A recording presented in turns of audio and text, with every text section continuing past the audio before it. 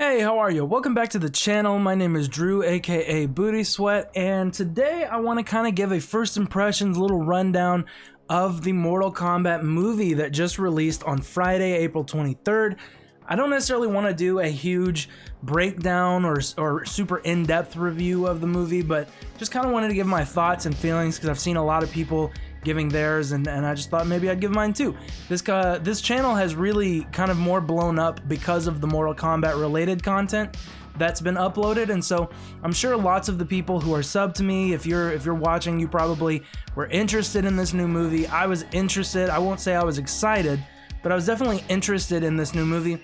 And so I sat down, I watched it on Friday on HBO Max, and yeah, I just want to go over some things that I liked, some things that I didn't like, and then possibly even some things that I really didn't like. So anyway, there's going to be some spoilers in here. I'm not going to spoil the entire movie. I'm not going to sit down and discuss every spoiler in detail, but there will be some spoilers. So if you haven't watched the movie yet, I recommend you go do that first and then come back and watch this video. All right, let's get into it. Okay, so first things first, I want to talk about a couple of things that I really liked about the movie. For one, the action scenes, the fight scenes, things like that, they're all really, really excellent. They're very well done. The gore is there, the violence is there. They have this real visceral kind of feeling to them. They're very fun to watch. I found myself watching a couple of them more than once.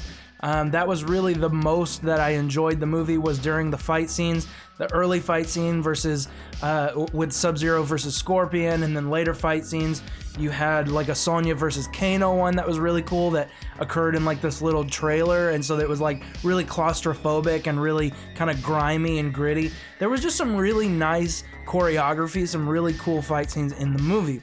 And another thing that I really liked about the movie that I think kind of piggybacks off of that is that I like the casting for a lot of the characters.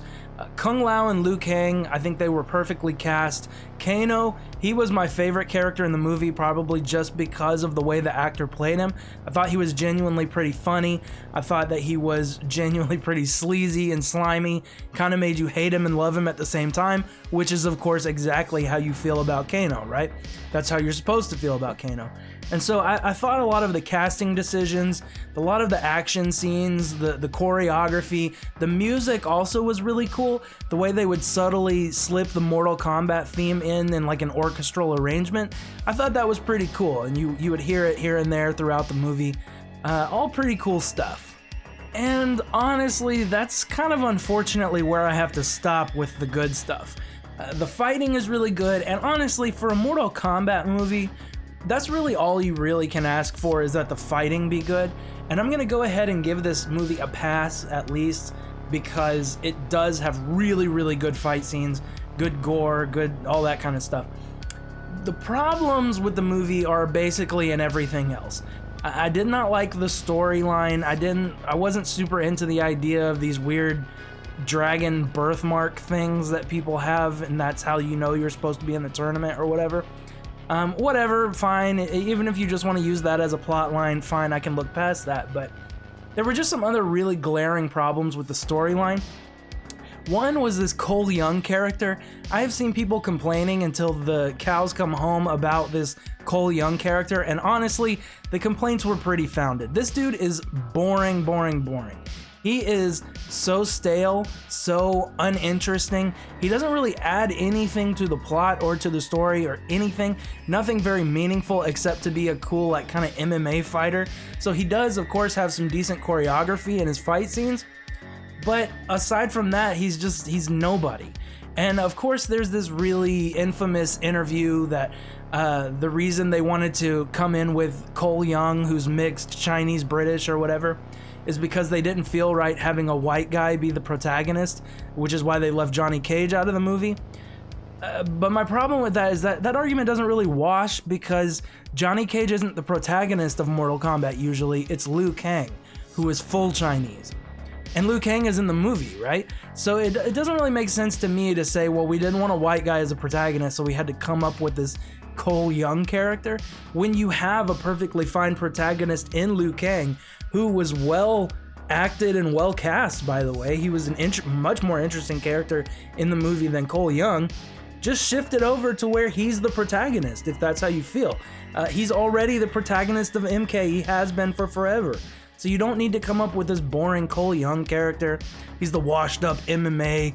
You know, he's like the audience insert into the world of Mortal Kombat, but you don't need that in a Mortal Kombat movie. The people watching a Mortal Kombat movie already know what's going on.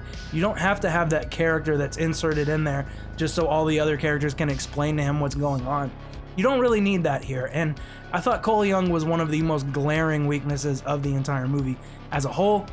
Even with the Arcana things, so every character basically has this superpower that they get throughout the movie. It unlocks in them as one of the Earthrealm champions. And, you know, they get varying things. You get Kano's eye laser. Fine, that's a decent explanation for that. Sonya's rings, Liu Kang's fireball, Kung Lao's hat.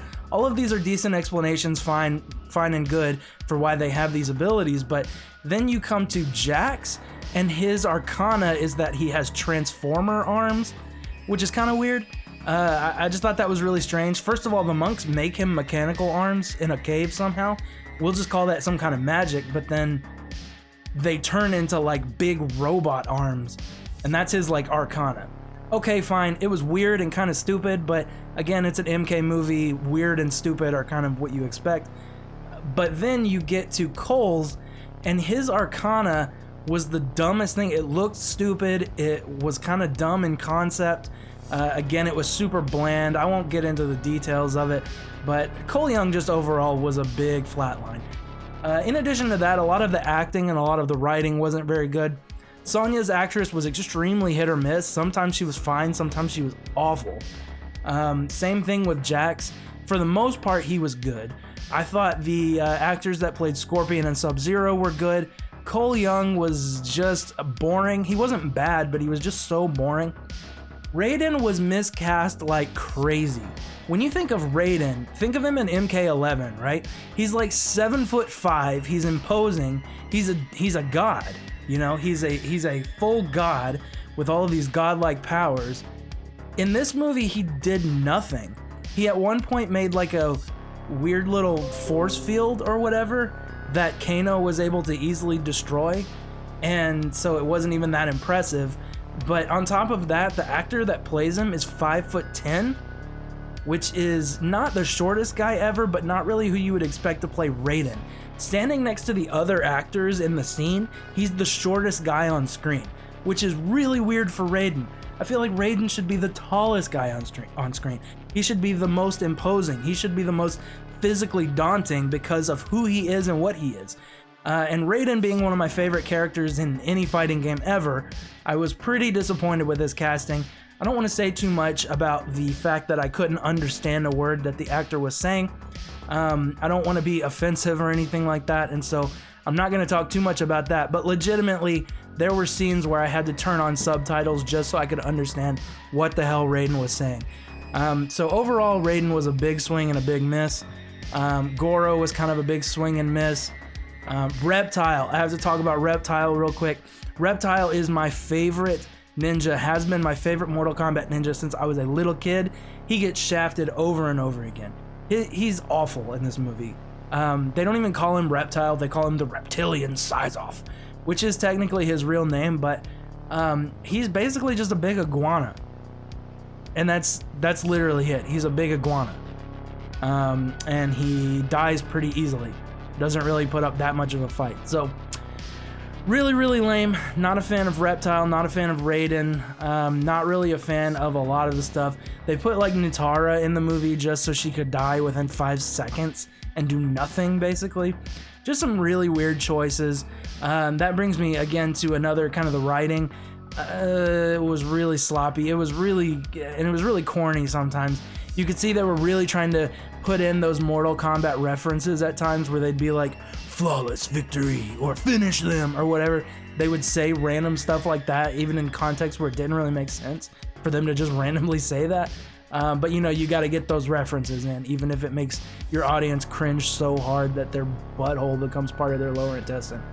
But anyway, yeah, I've got to give the movie like maybe a 4 out of 10 if I were going to give it some arbitrary rating. It's not the worst movie I've ever seen. it lacks a lot of the charm that the original 90s movie had. Nobody is going to sit here and say that the original movie was actually good, but it was charming. There's nostalgia. There's like this 90s schlock kind of aspect to it that really makes it enjoyable to watch. This movie doesn't have that. This movie has really cool fight scenes, and probably just fast forward to the next fight scene. That's really how you should watch this movie. Watch a fight scene, fast forward to the next fight scene, and then you'll only waste about 30 minutes of your time rather than an hour and 50. So anyway, like and subscribe if you enjoy this video and enjoy the content. We recently hit 1,000 subs, and so I've got some cool announcements coming up on the channel in the coming days, so stay tuned. All right, have a good one. Be blessed.